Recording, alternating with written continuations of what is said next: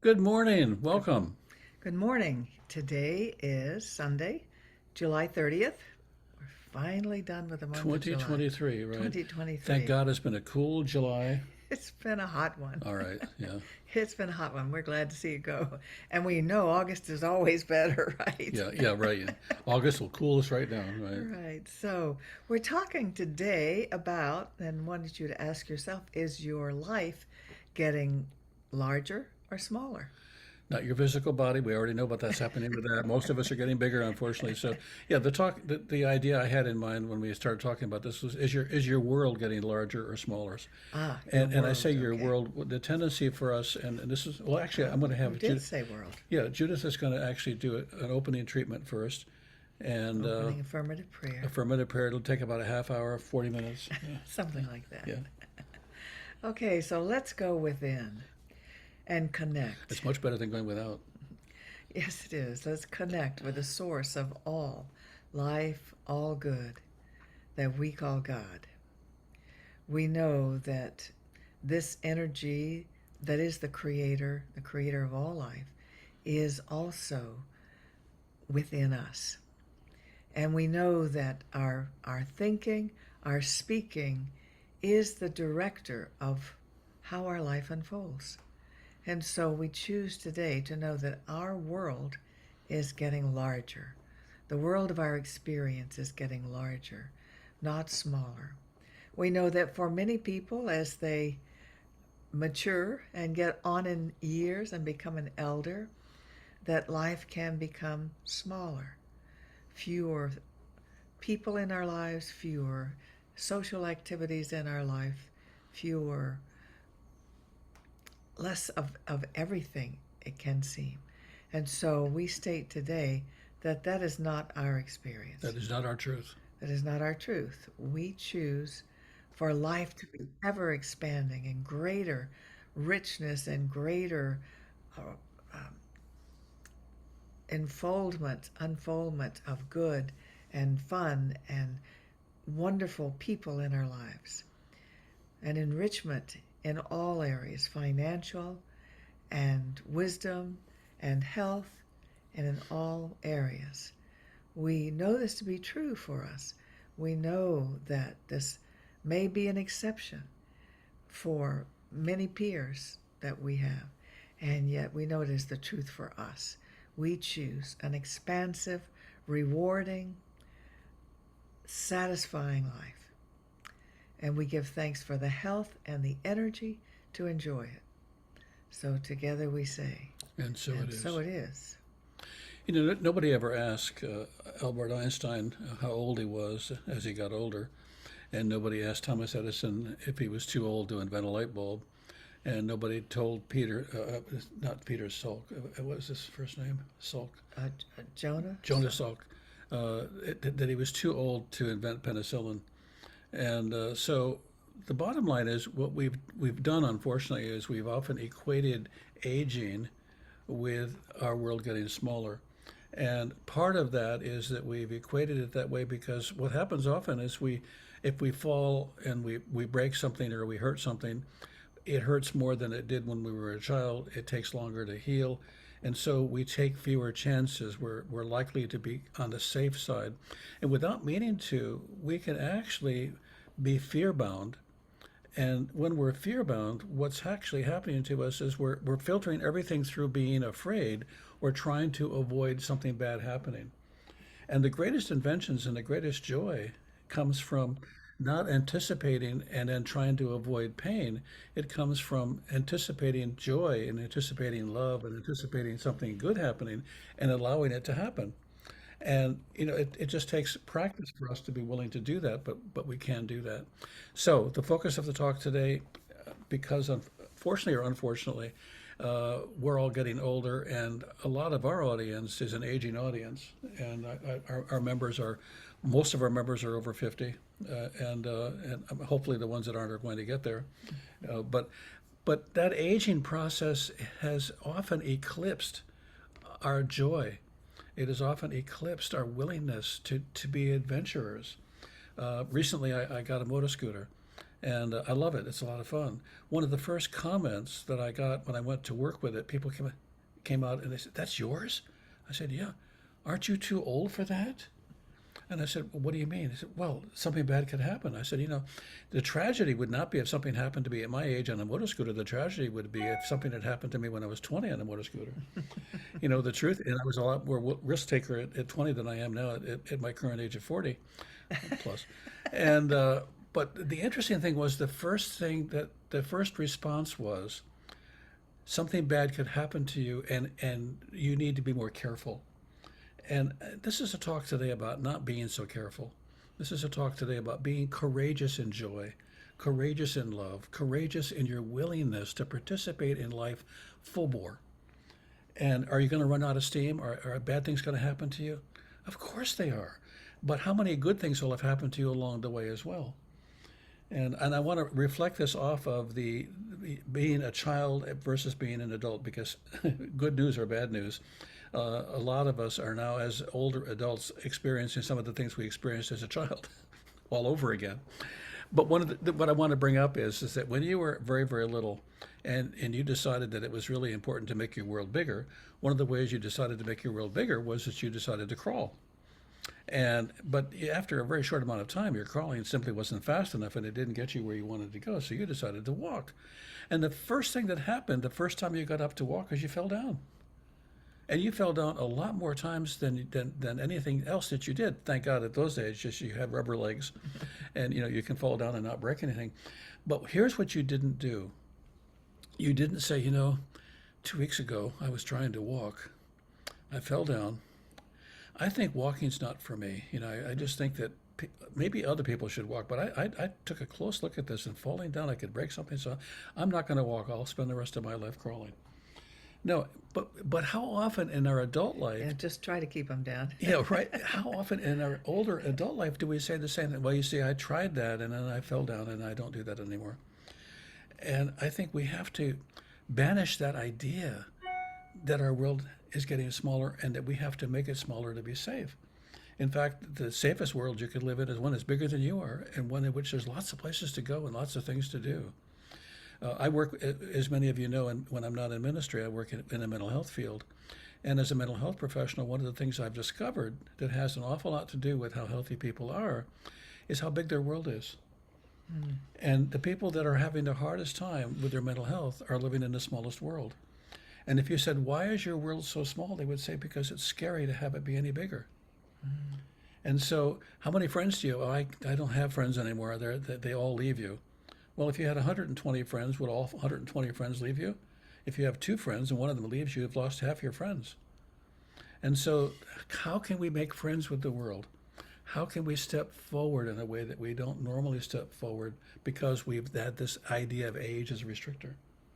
And so, I think these are really, really important stuff. And I want to see my people, you're my people, getting up and doing things that you thought you couldn't do because it's fun and it brings joy to you, and because yes is the word that you want to hear in your own life more often. And with that, I'm going to give it to Judith, because Judith's got a lot to say about yes. Well, it is, especially when you have an experience where getting out and moving and things cause you pain. It can really slow you down. Sure. I've been through that. I'm coming out the other side now, thank goodness, because it's wonderful to be able to be more active. And so the question that I ask myself and ask to think about is, what if we said yes to every, and I know that's a scary word, every. What if we said, well, I'll change it to more. What if we said yes to more invitations? What if you attended, and every time someone invited you to do something, have lunch with them, attend a gathering, meet them for dinner or whatever. Or for motorcycle ride. Yes. What if you said yes? What if you just made it a habit of saying yes instead of, no, I'm not sure I want to do that. And because as you do that, your world gets larger, your experiences get larger. What if every opportunity, not only for that, but for financial opportunities? What if, when you heard of one, you So, yes, maybe, yes. Instead of no, no, I'm going to play it safe. No, I don't want to try that. Might go wrong, and so you just limit yourself, and the world gets smaller and smaller. Opportunities to uh, enhance your health. Whether it's a new study here or there that they're doing for one of your situations, or a new product that you hear about that you think might be helpful. What if you said yes instead of no? See, each no that we do is saying, no, I want to stay where I am, stay where it's safe. I can't have any losses that way. I can't, no risks. And life is risks. Life is um, trying something new, because I really do believe that all this good is flowing to us, but how much of it do we accept? Because you also accept the risk with that, and so it's a possibility of loss or a possibility of gain, but you're up for the risk, and so life is always getting better. I know one of our practitioners, Sandra Marchman, told me that at one time she took, I don't know if it was a dare from a seminar or a talk, but she said yes to everything that was asked of her for, I think, a month. I think that followed the movie. For a month, she Yeah. said yes, and that meant everybody who asked her for money. She didn't have to give them a lot, but she gave them some. And she gave them some. She had rolls of quarters, so that she could say yes instead of no. We need to have a yes mind, not a no mind. I think that was a wonderful adventure. Oh, yeah, On her yeah. part, and it made me think about how many times are we We have another friend invited to who's, share. who's our age, 40, and she is looking at Doctors Without Borders. Yes, And I mean, who does that in their right mind after having a knee replacement and all kinds of things going on? Who does that? This courageous person who wants to say yes to life. yeah. So ask yourself, where in your life are you saying no, no? We'll keep it the way it is, or where are you? Where could you consider saying yes to enlarge your life? Yes, it will always be a risk, but a risk is actually more fun than having your world shrink. Many, many years ago, in a galaxy far, far away, it was 4 o'clock in the morning. We were still enjoying each other's company, all five of us, and we said, let's get in the car and drive to Niagara Falls, which was 2 hours away from where we lived, and have breakfast on the Canadian side. And we all went and crammed into my car, and we drove to Canada and had breakfast. And what's interesting is that it wasn't an especially good breakfast. It was a very long ride. We were all very, very tired. I will never forget that breakfast. The things you say yes to become some of the most important and valuable memories you'll ever have. So what I'm also asking you is, don't say no to the creation of amazing memories. Don't say no to the things that may expand your consciousness. Often we sidestep growth in lieu of safety. Yes. And the truth is, And we're not telling you to not be safe. no, but I think when the emphasis is on safety rather than experience, we learn a lot about safety, but we don't have a lot of experiences. And so we have to be willing to have these experiences. A short aside, I went on a long, long trip with my car years ago, and I loved every minute of the trip. And when I got home, I realized that my spare tire was flat. I had done the entire trip with a spare tire that was flat. I guess the question I have is, what would that trip have been like had I not been able to fix the tire, had I known that I didn't have a spare? We walk around as if somehow we don't have a spare, or that we can't walk around if we don't have a spare. And the truth is, the spare we have is consciousness. The spare we have is the ability to reach out and connect with people that can expand our world and make it a safe place to be. And can we expand our expectations Mm. of what good we can experience, we can have? You know, it's really important to examine our limited beliefs. What belief do we have in limitation? How much health can you experience? How much wealth can you welcome into your life? Hmm. How much friendship and fun can you allow? Because we tend to, as we get older, limit it, and it gets smaller and smaller. Yeah, I've already done that. I don't need to do that again. Yeah. You didn't need to do it the first time. You did it the first time because it was an adventure. When did your living stop becoming an adventure? And I do think we have things along the way. Like I had never broken a bone, and then I broke my wrist. It's like, oh my goodness, You are breakable. I'm breakable. That was a painful experience, Yeah. and it was painful to recover. And so you tend to start getting more careful. Don't want to do that all again. of us do that. We all have experiences, and we get more cautious as we do so because we find out we are vulnerable. But let's not do it to the point that we quit risking anything or having any fun or doing anything. See, to be alive is to be vulnerable. So we're always vulnerable. The question is, would we be willing to set the vulnerableness aside and ask ourselves, is there real risk here, or is vulnerable sort of a place I spend a lot of time in, an idea of? When I was much younger, I remember going to a park we called Letchworth State Park. We used to call it the Grand Canyon of the East.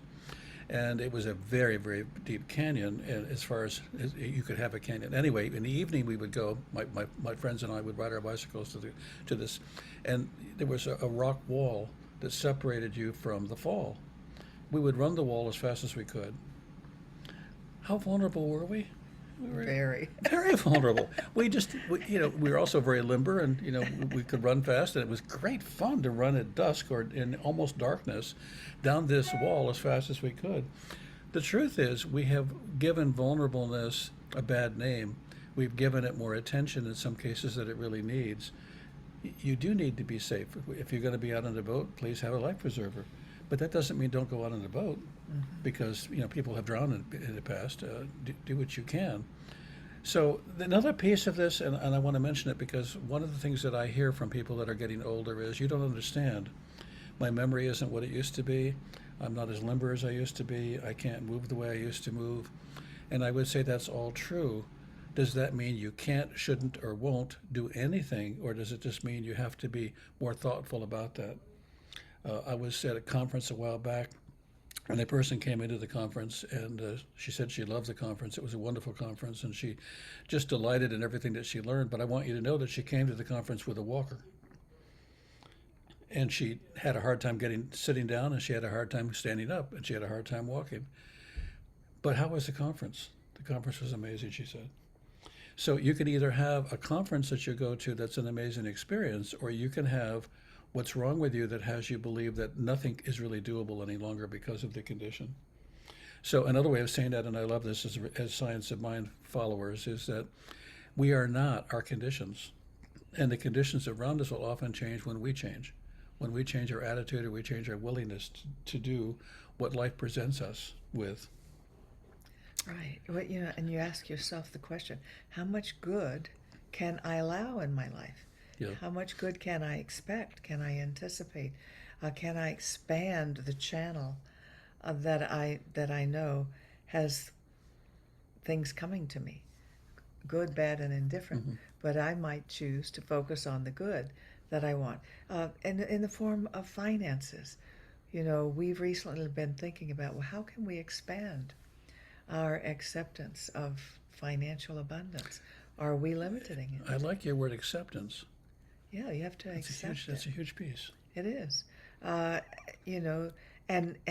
being worried about and focused on not enoughness does not expand what you can receive and accept. You need to be giving thanks for and expecting abundance. And that keeps you anticipating and looking for ways that you can participate in that. And it's just a much nicer way of going through Sure. life than worrying about not enoughness. There really is a channel. I think of it as a channel, a pipeline that is coming to you, and you determine how much you can accept. So we know that our mind is where we connect with the power of God, the power of all good and creativity. And so we go there and we say, I accept it, I choose it, I want it. I give thanks for it. And I expect it. A question you could ask yourself is, what today have I said no to, and has it made my world smaller? What today have I said yes to, and has it made my world bigger? And as I say yes to things, does that mean I'm confident or comfortable or know exactly what I'm going to do? No, no, it doesn't. But saying yes gives you the opportunity to expand your world. Recently, I came up with an idea called Spiritually Speaking, and it's an idea. And I thought I would love to interview people all over the world who have something spiritually in them that's worth talking about, worth discovering. I want to know more. Two things happened. I got excited, and as a result of the excitement, Jean Houston's one of the people who said she'd be willing to be interviewed. And immediately following came, but you don't know how to do that. How are you going to do that? Do you know who she is? Who do you think you are? That's gonna show up. And I thought, well, who I am is the best I can be right now. And who I am is the person who will ask questions. And if they're not very good questions, she's a smart woman. She'll probably help me ask better questions. The truth is, if I say yes to the interview and I don't know how to do it, I am further along than if I said I can't do this because, you see, I don't really have a lot of interviewing experience. I'm not really good at this. I don't know. Maybe it won't work out.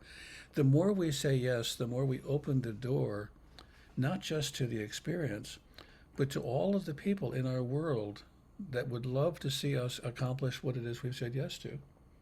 One of the reasons that Jean Houston's available as a person that I can interview is because one of our practitioners has spent quite a bit of time with her and interceded for me to create the possibility of this happening. Now, Pretty amazing.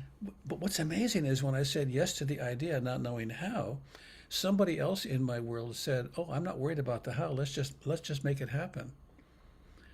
And went ahead and took another step. How often have you shut down your world and wondered why other people seem to be shut down in your world as well?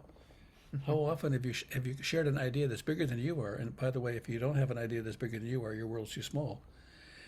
If you have an idea bigger than you are, you're going to grow into it, and you may fail. I may do these interviews and find out I'm really not very good at this, and that's fine. I'll find somebody else to do it then. Whatever is necessary for me to learn, I say yes to. And so it's not just saying yes to what you're comfortable or know about. And I remember reading somewhere, and I'm sure you've read it too, if the thing that you're embarking on is manageable, it's too small. If the thing you're embarking on doesn't utilize skills and talents and gifts that you haven't discovered yet, it's too small.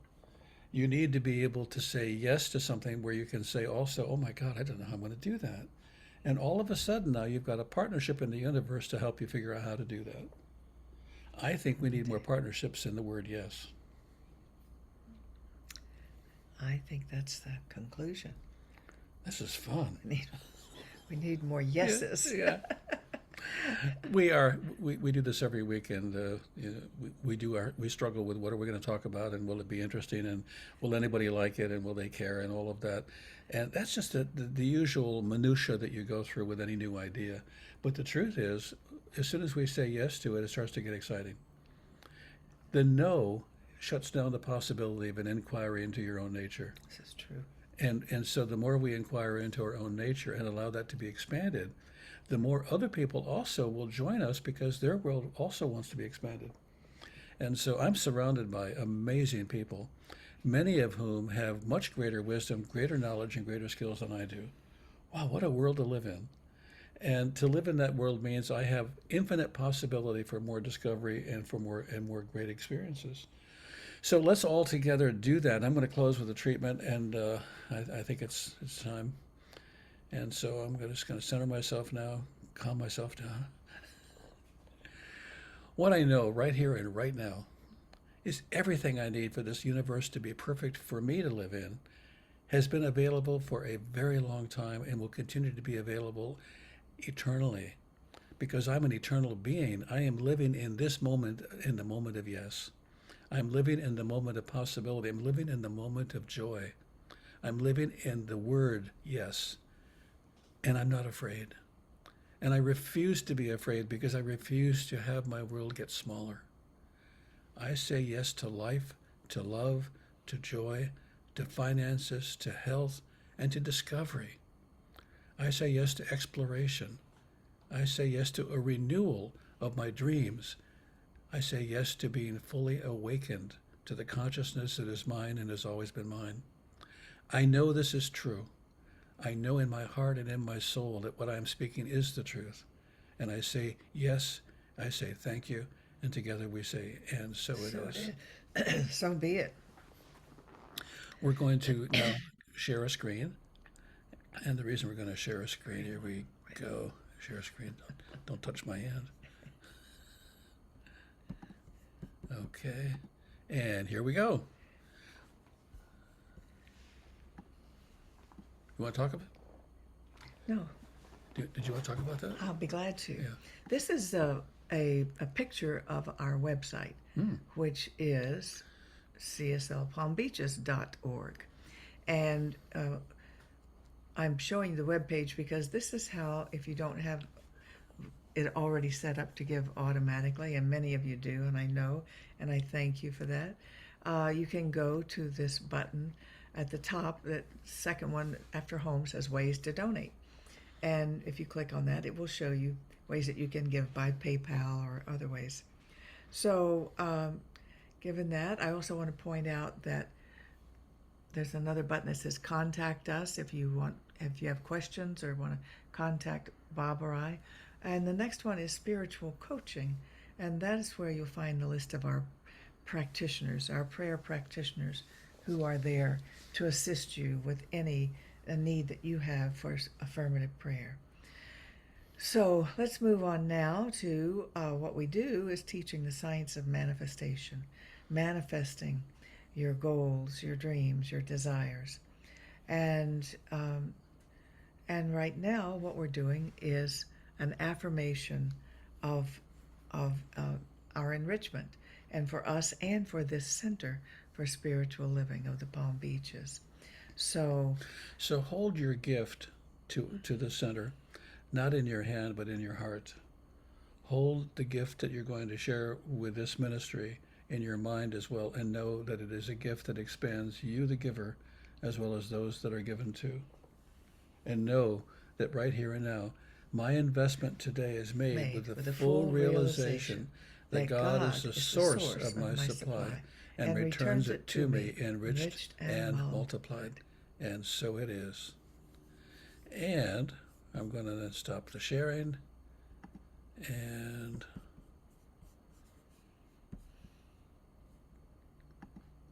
okay. 1 second here. And we're going to end our recording here. Here we go.